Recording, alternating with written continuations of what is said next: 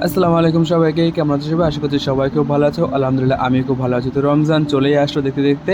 আর এবার কিন্তু রমজানটা গরমের অনেকটা আগে চলে এসেছে। তো কিছুটা গরম আছে, কিছুটা ঠান্ডা আছে। তো এর মধ্যে দিয়ে কিন্তু রমজানটা আমাদের কাটাতে হবে। আর এই ভিডিওটা ছিল রমজানের তৃতীয় দিনের একটা ভিডিও। তো এই দিন ছিল আমার আপাদের বাড়ি, মানে আমার আপাদের বাড়ির থেকে মসজিদে ইফতার দেওয়ার দিন। তো ব্লগটা শুরু করব কিছুটা কথা বলে আমি শুরু করব। এখন মানে রমজান মাসে সত্যি কথা বলতে রমজান মাস খুবই পবিত্র একটা মাস আমাদের জন্য। কিন্তু কিছু ভেলি লোক আছে, মানে সরি ভেলি কথাটা ইউজ করলাম এই জন্যেই, কারণ যারা ভেলকি দেখায় তাদেরকে ভেলি বলা হয়। তো কিছু কিছু ভেলি লোক, এমন ধরনের ভেলি, শুধু লোক না, ভেলি লোক, ভেলি ছেলে, ভেলি মেয়ে, ভেলি মহিলা, সব ধরনের মানে ভেলকি দেখাতে তারা খুব ব্যস্ত। তো এই ধরনের লোক কিন্তু আজকাল আমাদের আশপাশে ভীষণ পরিমাণে ভর্তি হয়ে গেছে। তো ব্লগটা তোমরা এনজয় করার কথাটা কিন্তু অবশ্যই শুনো, কারণ কথাটা আমি অনেকদিন ধরে বলতে চাই, কিন্তু সবসময় না লিখে সব কিছু প্রকাশ করা যায়, কারণ লিখলে না মনের ভাবটা প্রকাশ হয় না। আমি সবাইকে মানে একটু মানে ফটকার বলে না এটাকে লাগাতে চাই। তো আমি একা কিছু বললে তো হবে না। আর সত্যি বলতে আমি এতটাও মানে খুব না, মানে খুব যে ভীষণ ধার্মিক সেরকম কোনো কিছু না।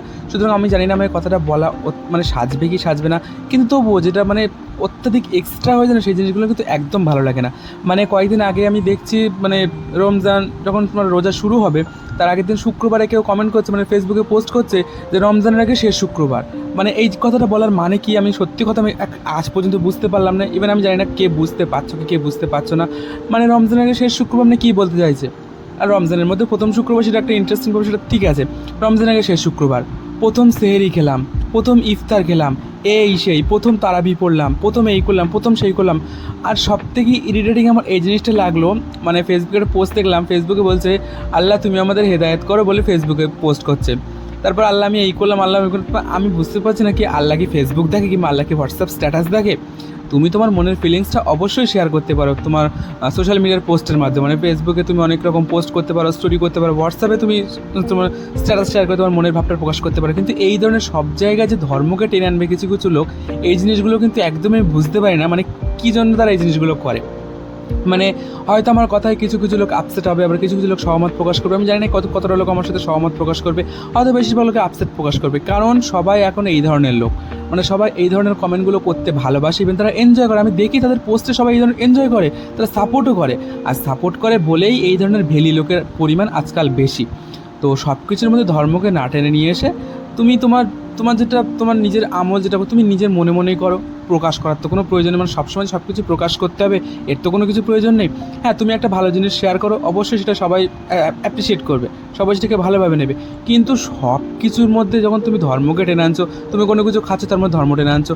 আর সব থেকে একটা বাজে সাইড যেটা, কিছু কিছু মানুষ তারা ব্যক্তিগত জীবনে ভীষণ পরিমাণে মানে অনৈতিক কাজকাম করে। আমি আশা করছি সবাই বুঝতে পারছো, অনৈতিক কাজকাম করে। মানে বিয়ের পরে অনৈতিক কাজকাম করছে, করে অন্য লোককে অন্যরকম ফতোয়া দিচ্ছে।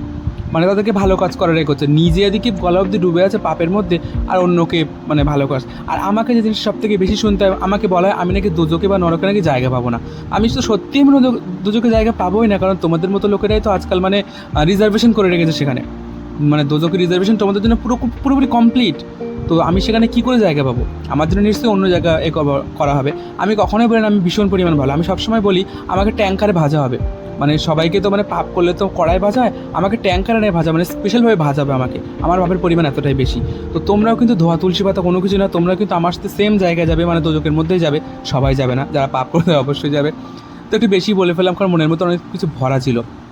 তো আপাদের বাড়ি দেখলে ইফতারে জোগাড় করে সব কিছু কিন্তু রেডি করে পাঠিয়ে দেওয়া হয়েছে। তারপরে আপা আমার জন্য একটু পেঁয়াজি করছে, কারণ আমি আপার হাতে পেঁয়াজিটা খুব পছন্দ করি। আর ও আমার প্লেটটা সাজিয়ে দিয়েছে, ও বলছে প্লেটটা আর একটু বড় হলে ভালো হতো। বলছে কোনো ব্যাপার না, কোনো সমস্যা, দেখতে পাচ্ছি সমস্ত রকম ফল আছে, খেজুর আছে, ছোলা আছে, আর আঙুর, আপেল, লেবু, তারপরে শশা, তরমুজ যেটা আর কি, শাঁক আলু। আর এখানে আমার গোলু বেবি না, আমার গোলু বেবিটা না খুব অসুস্থ, তোমরা না ওর জন্য একটু দোয়া করো। ও জ্বর ও শরীর খারাপ, তার সত্ত্বেও কিন্তু আমার সাথে মানে কন্টিনিউয়াসলি একটু আড্ডা মেরে যাচ্ছে, আর কি করতে যাচ্ছে, কারণ আনন্দ করতে খুব ভালোবাসে। তারপরে দুলাভাই বাজার থেকে নিয়ে এসেছিলো সিঙ্গাড়া, আপা সেই পেঁয়াজিটা করলো, সেই পেঁয়াজিটা দিলো। আর এত পরিমাণে খেয়েছি না, ওখানে ছিল মিষ্টি পানি, মিষ্টি শরবত। আর এত পরিমাণে খেয়েছে আমার রাত্রে সেদিন খাওয়ার কোনো এনার্জিই ছিল না। মানে ওদের বাড়ি গেলে আমি জাস্ট পাগল হয়ে যাই, মানে খাওয়া দাওয়ার দাপটে আমি পাগল হয়ে যাই। তো ইফতার করতে বসে পড়লাম সব কিছু নিয়ে। আর ইফতারের আগে না একটু ইফতারের জিনিসপত্র নিয়ে নাড়াচাড়া করতে হয়, আমি এটা শুনেছি, আমার আম্মু বলে। আর এখানে দেখো আমার বড় আপার মেয়ে, আমার আপার বড় ননদের মেয়ে, ও কিন্তু মানে ইফতারের যে প্যাকেটটা না ওর জন্য দুটো রেখে দেওয়া হয়েছিল। তো ও কিন্তু সেটা নিয়ে একটু দেখাচ্ছিলো যে আমি কিন্তু একটা প্যাকেট পেয়েছি, মানে মুড়ির সাথে সিঙ্গাড়া দেওয়া হয়েছে, সব রকম ফল দেওয়া হয়েছে। আর ওখানে দেখতে পাচ্ছি আমার গোলু বেবি ওর আম্মুর সাথে, মানে আপার সাথে বসে আছে। আমার গোলু বেবি ভীষণ পরিমাণে অসুস্থ, সত্যি খুব অসুস্থ। তো এই যে পেঁয়াজটা দেখতে পাচ্ছ উপরের লেয়ারটা অনেকটা ক্রিস্পের, ভিতরটা ভীষণ স্মুথ আর নরম যেটা হয়, এটা আমার আপাই একমাত্র পারে। আমি কিন্তু বাড়ি করতে গেলে এরকম হয় না, অনেক সময় কাঁচা থাকে। আর আমরা সবাই আমাদের ইফতার খাচ্ছি, আর আমার গোলু বেবি ও কিন্তু মানে ওর মায়ের নাইটির যে দড়িটা ওটাকে খাচ্ছে। মানে বেচারা সত্যি খুব অসুস্থ, ওর জন্য তোমরা প্লিজ দোয়া করো।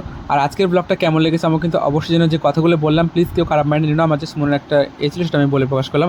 সবাই খুব ভালো থেকো, সবার রমজান খুব ভালো কাটুক।